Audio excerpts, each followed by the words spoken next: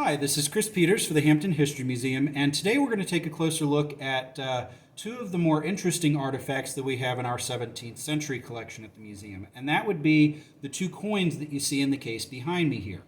These are Spanish reals, or the Spanish royal currency, and both of these coins are over 300 years old. Now, if they had been manufactured in Spain, they would have looked something like the reproduction that I'm holding. They would have had a nice, perfectly round shape to them and a very clear, crisp print of the royal crest on them.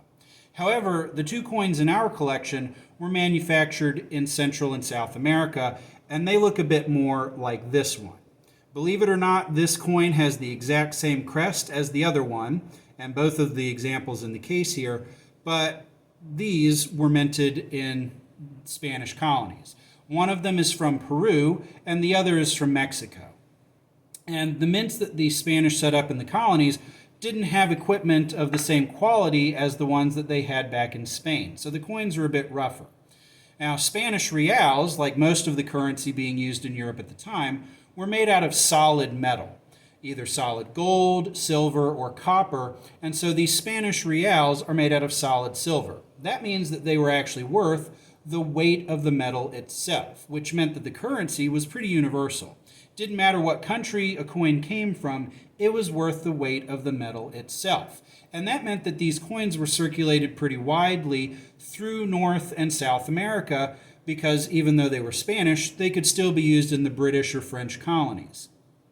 Now, the two coins that we have in our collection made their way all the way to Virginia and were found by archaeologists here in Hampton.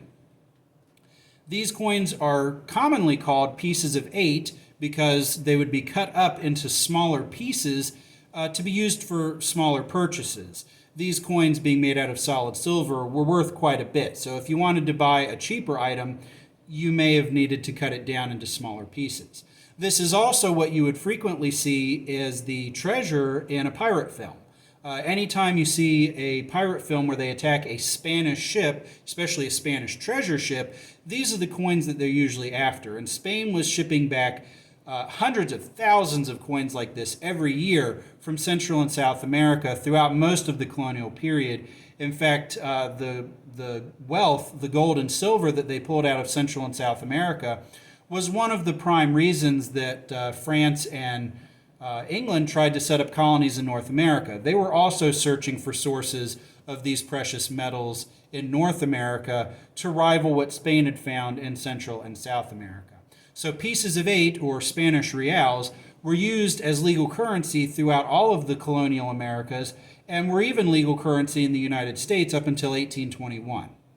So coins like this are found all over North America, and we're fortunate enough to have two in our collection.